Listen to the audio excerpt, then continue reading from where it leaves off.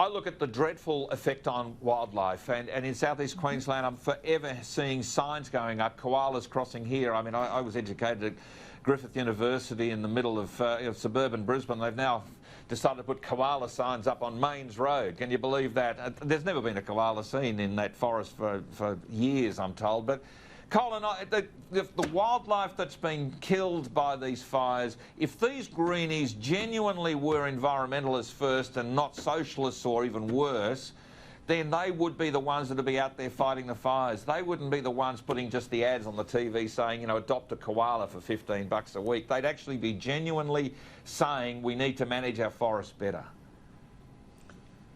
Gary, the Greens stopped being an environmental party back probably when Bob Brown was the leader. Since then they've been, I don't know, socialist, Marxist, whatever. They want to control people's lives. So they want to interfere in people's lives and tell them how to live. Look, you're right, Gary. It's an absolute disaster. You cannot frustrate mitigation matters. We need to do burnings. We need to protect citizens when we're living in the country areas or anywhere around, you know, wild bushland. And the Greens have frustrated these efforts for years now. And of course, in those national parks, that lower growth has built up and it's now at an explosion stage. But look, Gary, I've got to tell you, I don't want to get involved in the political blame game. What I want to do is, I really rather go back to, we work down, forget about sort of, you know, oh, it's climate change or it's the Greens or it's this. The facts are, these are difficult problems. And we've had bushfires for many years.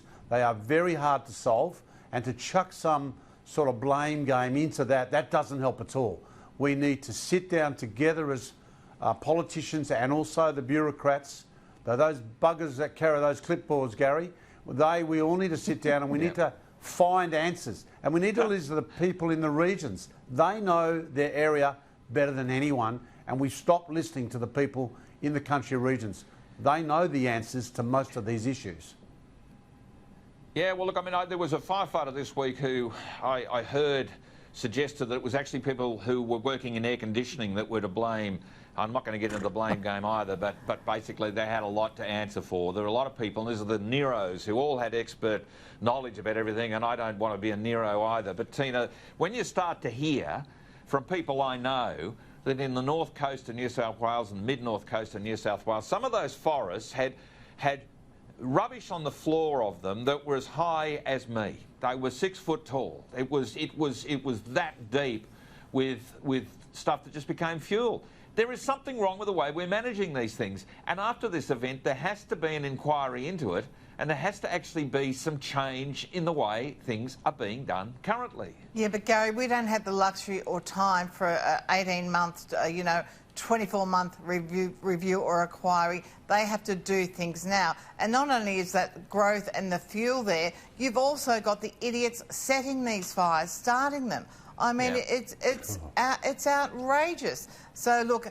they can talk about reviews and things, but something has to be done immediately. And I really believe the Prime Minister understands that, but he has to work with the premiers. Everyone has to work together to reverse this situation.